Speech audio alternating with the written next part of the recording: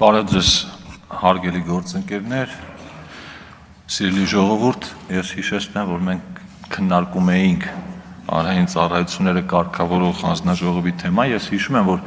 անցյալ շաբաթ, երբ որ հանձնաժողովի նիստում էինք քննարկում, ասացի պարոն Մեսրոպյան, մի քիչ ժամանակը սուղ է, եկեք խնայենք լիագումար նիստերի դահլիճում ավելի մանրամասն կանդրադառնանք, որովհետև թեման իրոք կարևոր է ու ցավում եմ, որ մենք այսօր ստիպված ենք այս կարևոր թեմային թողած ուրիշ հարցերի վրա կենտրոնանալ։ Ես ձեզ հավատացնում եմ, որ հանրային ծառայությունների ոլորտի հարցերը հոսանք, գազ, ջուր եւ այլն շատ ավելի կարևոր են, քան այն մարդիկ իրանց օրակարգով, որոնց հիմա մենք քննարկում ենք։ Ուղղակի ստիպված ենք ու ես էլ եմ ներողում, որտեվ այս թեման, այս մարդիկ իրանց արածներով կանցնեն կգնան, բայց վաղը մյուս օր մեր քաղաքացիները բախվելու են իրենց կենցաղային առօրյային, հոսանքի, ջրի, գնի, որակի մնացած այդ կապված ու մեզ ասելու են, լավ, իրանք սադրում էին, բա դուք ձեր գործը քիչ էիք անում։ Բայց մենք փորձում ենք այնպես անել, որ մեկը մյուսին չխանգարի, դրա համար կներեք, ես էլ պիտի թեմայից շեղվեմ ու մի քանի բաներ ասեմ, ոչ հանրային ծառայությունները կարգավորող հանձնաժողովի թեմայով, չնայած ինչ ասվելու էր արդեն գործընկերներս ասացին, ես այդքան ճարտասանությամբ ու էքսպրեսիայով չեմ կարող հասնել, ոչ էլ հավակնում եմ, բայց նաև մի քանի բաներ կա, որ կուզեմ հնչեցնել ու ցավում եմ նաև, որ ընդդիմադիր падգամավորները այստեղ չեն, որովհետև մի քիչ դիսկոմֆորտ է մարդկանց մասին բան ես ասում, իրանց չես նայում։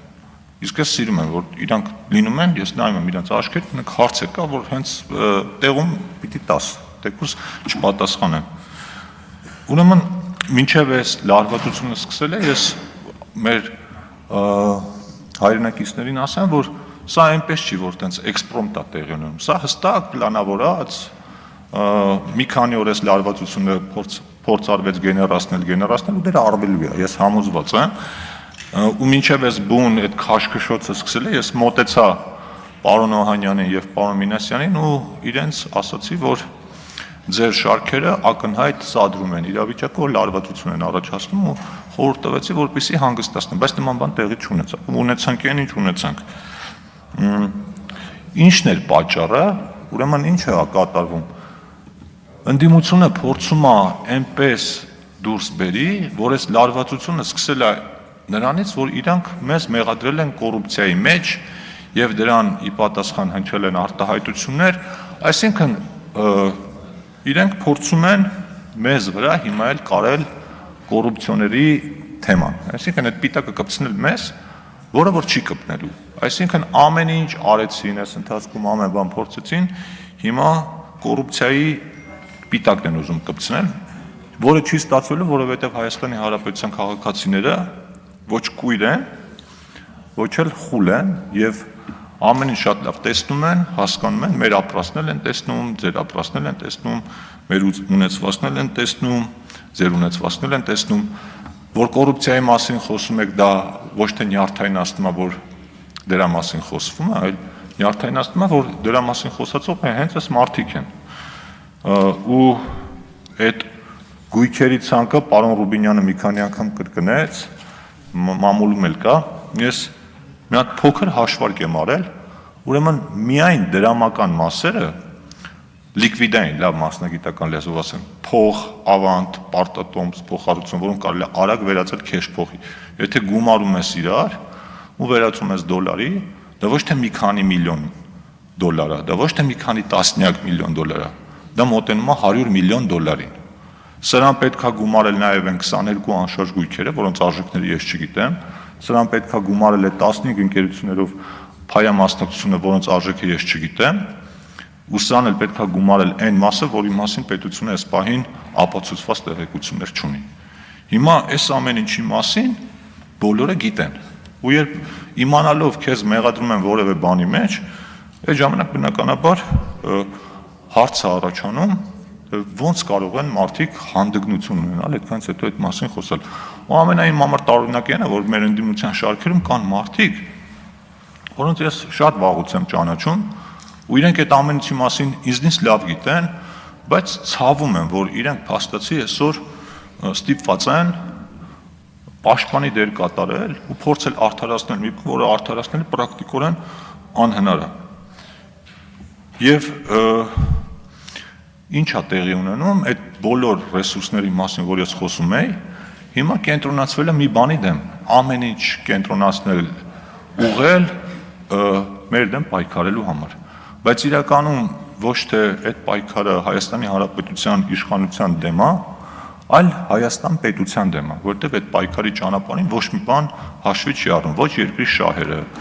ոչ հեղինակությունները, ոչ ինստիտուտները, ամեն ինչ կարող են մարդիկ հեղինակազրկելով գնալ, արժեզրկելով գնալ ու իրենց համար երևի ավելի լավ պետություն ընդհանրապես չլինի, միայն թե այս իշխանությունը չլինի։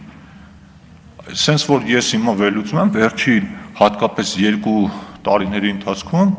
լրատվական դաշտը ընդհանրապես արժեզրկել են,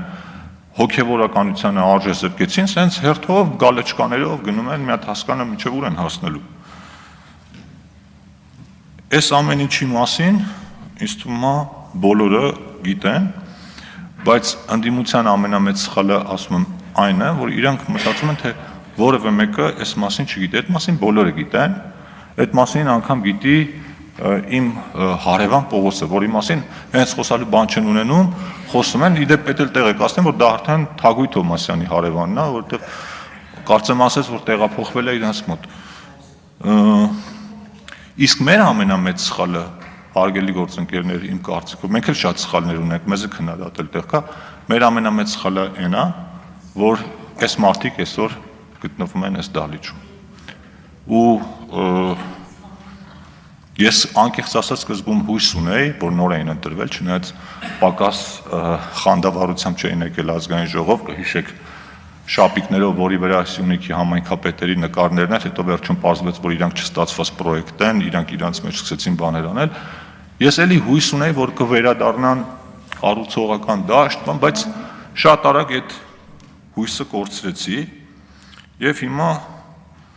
անկեղծ մտածում եմ, որ մեզ այլ բան չի մնում անել, քան ատամները կրճտացնելով, մեզ զսպելով, այս մի տարին էլ հանդուրժել մարդկանց ներկայությունը ազգային ժողովում, այսինքն յոլա տանել այս անընդդիմություն ազգային ժողովը, մինչև կլինեն հաջորդ ընտրությունները, մենք պիտի մեր ընտրողների հետ ավելի հասկանալի, ավելի պարզ ու ավելի ինտենսիվ շփվենք, որ մյուս անգամ անընդդիմություն խորհրդարան չունենանք։ Ինչու անընդդիմություն, որովհետև ընդդիմությունը կառուցողական ֆունկցիա ունի։ Իսկ մեր խորհրդարանական ընդդիմությունը 4 տարի զբաղված է ամեն ինչով, բացի իր բնական ֆունկցիան կատարելով։ Այնպես որ բոլորիս հաջողություն եմ մաղթում ու համբերություն, իսկ մեր հայրենակիցներից եւս մեկ անգամ ասում եմ, որ ոչ մեկի սրտով չի, որ մենք այսօր մի քանի ժամ ինչ որ մարդկանց ինչ որ անելիքներ են քննարկում ու պահվածք են քննարկում, որտեվ այդ մարդիկ այստեղ պիտի չլինեին։ Այդ դրա համար եմ ներողություն խնդրում, հարգելի հայրենակիցներ, շնորհակալություն։